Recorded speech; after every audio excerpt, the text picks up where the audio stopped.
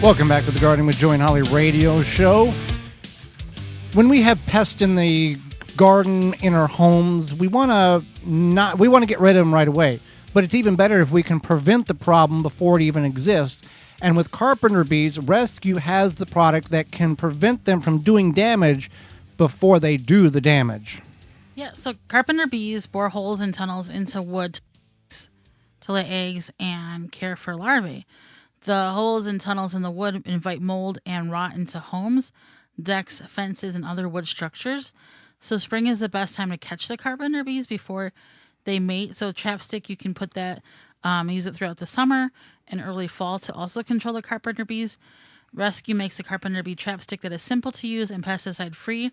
You just simply hang the trapstick from the wooden structures you want to protect. You can go to carpenterbeecontrol.com to watch a video about carpenter bees and how to prevent them with the trapstick from Rescue. Like all Rescue products are made in the USA, so you go to carpenterbeecontrol.com or go to rescue.com. Yeah, keep them from damaging the very expensive wood in your property so you don't have to replace it. And you can do other jobs because you don't want to waste your time fixing one thing when you can prevent it. Holly, let's go to the hotline and bring in our guest for this week. Gary Pilarchik is a longtime vegetable gardener, YouTuber, blogger, and author.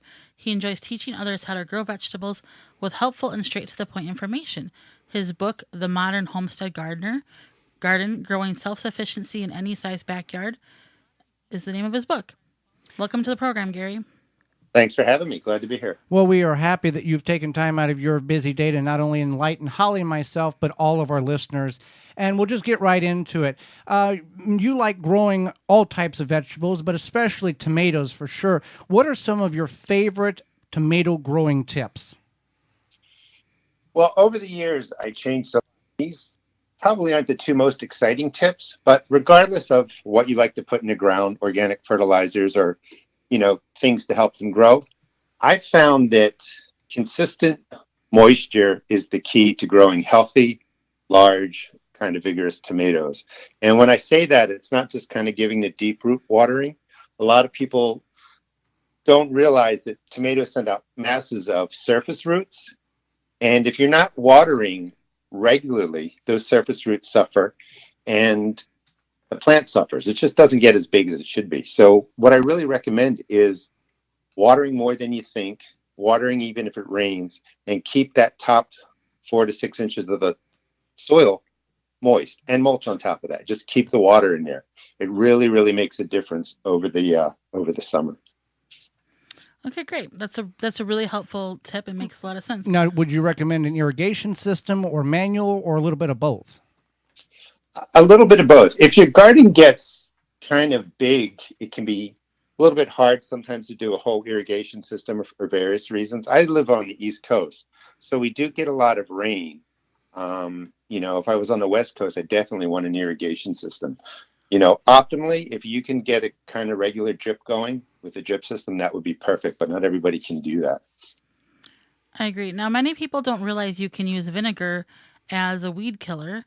Can you tell us how to use it the best and where to use it in your garden or yard for weeds, or essentially where not to use it where it might be harmful or not good for your plants?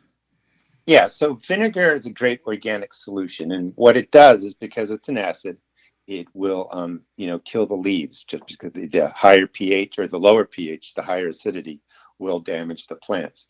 So there's the store-bought vinegar, the white vinegar that you buy, it's 3%, at your regular grocery store. That's a little bit too weak. So you really have to buy 30% white vinegar. And you can get that online, or you can get it at your big box stores. And you want to dilute that by a half a gallon. So you get a gallon jug of the 30% white vinegar, and then add a half a gallon to a gallon. You're trying to bring that down to a 20% solution. It doesn't have to be exact. Anyway, that higher acidity will take care of most of your weeds in your garden. Now, the thing is, it's not like, the chemicals that it gets into the roots, it kills all the whole plant. You can really use this anywhere that you want, and just soak the leaves well, and it will kill them back. The acidity can get into the soil, make the pH the wrong pH, and then it will kill the root system too. Some other tricks you can do to that when you're making your gallon and a half solution is you can add in a lot of soap, like a half a cup of soap, any kind, dish detergent or anything like that. That helps the vinegar stick to the weeds or to the problem plants.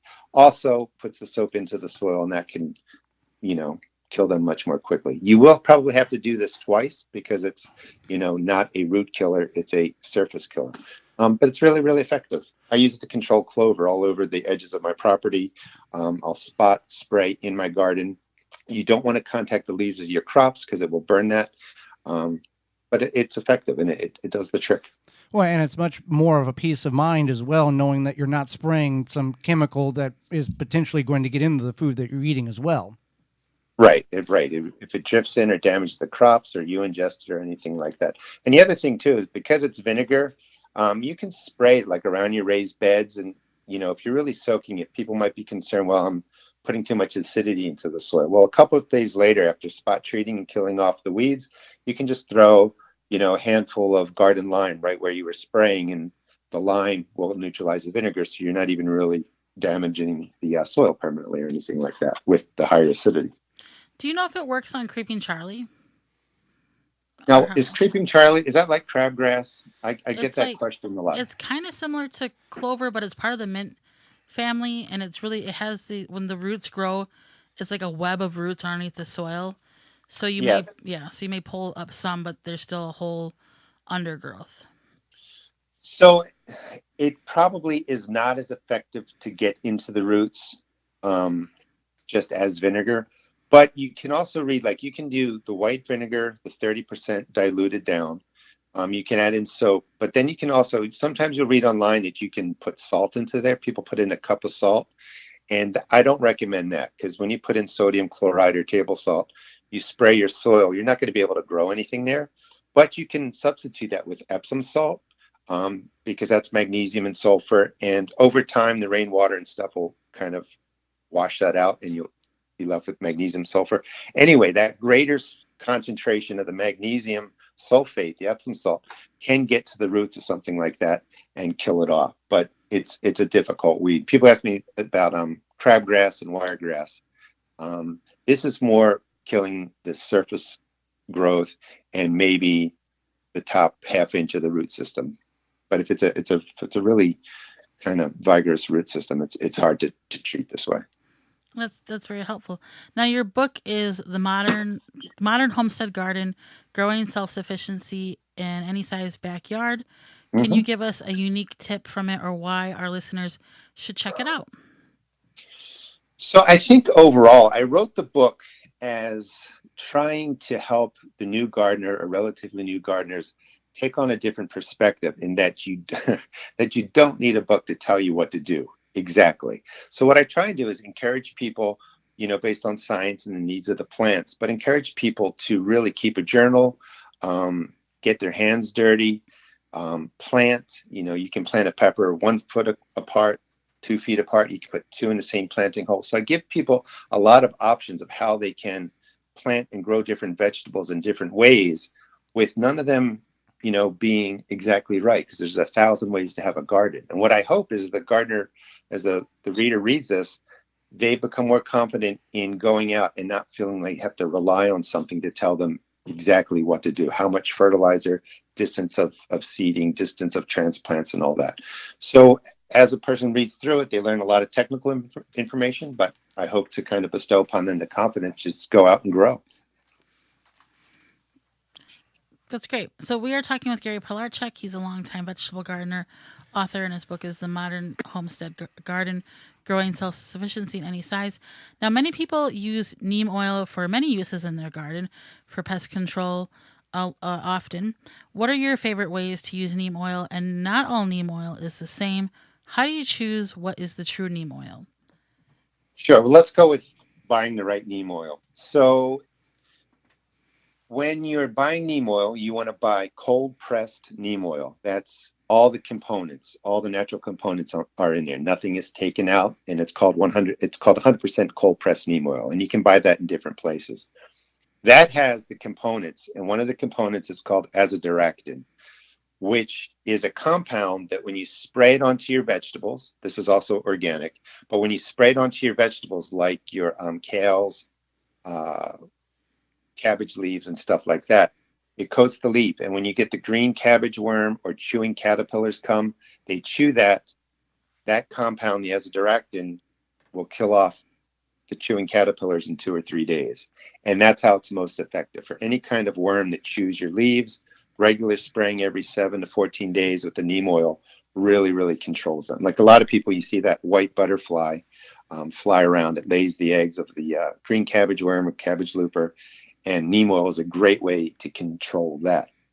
But you want to make sure you buy the 100% cold press, because when you go into the big box stores, if you'll see it stuff that says neem oil, and if you read on the label, it's usually in the bottom left corner of the bottle, it'll say hydrophobic extract of neem, and what that is all the good stuff is pulled out, and you really just have a purified version of neem oil, which doesn't control the chewing insects. It's in my opinion no better than using olive oil or any kind of oil. And when you read it, it's confusing to the buyer, to the gardener, because it says it will work on, as a miticide or basically smother soft-bodied insects. But any oil does that. So you want the 100% cold pressed neem oil to really control those chewing worms.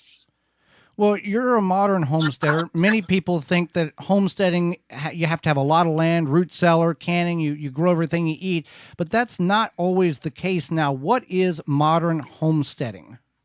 Modern homesteading is really a starting point. It's for somebody who wants to learn the skills or add more to being self-sufficient. In modern life, we have to pay the bills. We need health insurance, all that kind of stuff. So you do often have to juggle raising your kids, having a job. So the modern homestead is more of learning the skills at your own pace with whatever size backyard you have, but also a perspective where you begin to rely less on the grocery store. And maybe you just start with herbs on the window, learn that, and then you move to a balcony, and then you're able to get more land, and you just kind of grow from there.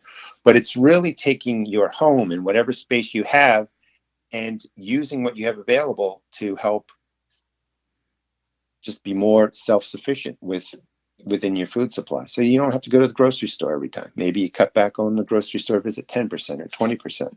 But you can grow. So you don't have to kind of throw everything away, get that 10 acres, move off grid, do homeschooling, and do all that stuff. That's just too overwhelming.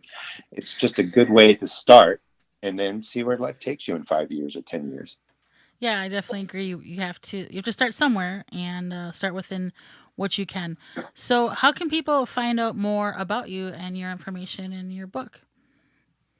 So you can really search The Rusted Garden. It's RUSTED. Sometimes people think I say rustic, but The Rusted Garden will bring up my YouTube channel, all my social media, and then you can find the book usually under that too. Or just search my name, Gary Pilarchik, and you'll just see all the stuff I love doing with vegetable gardening, really. I've been doing this for maybe 15 years now with social media. Well, Gary, we greatly appreciate the time and the knowledge you've not only shared with Holly and myself, but all of our listeners across the country. Thank you. Hey there, gardeners. Thanks for checking out this segment of the Gardening with Joey and Holly radio show. If you like what you've seen, you can search through the channel and find full in-studio videos of the entire show. If you want to go another route, you can search for it on your favorite podcast platform by searching the Wisconsin Vegetable Gardener radio show or the Gardening with Joey and Holly radio show, and you can download it and take it with you. You can check out all past seasons at our website, thewisconsinvegetablegardener.com, under the radio tabs at the top of the page. We thank you for joining us. We hope you've learned and enjoyed the show, the segment, and we'll see you next time.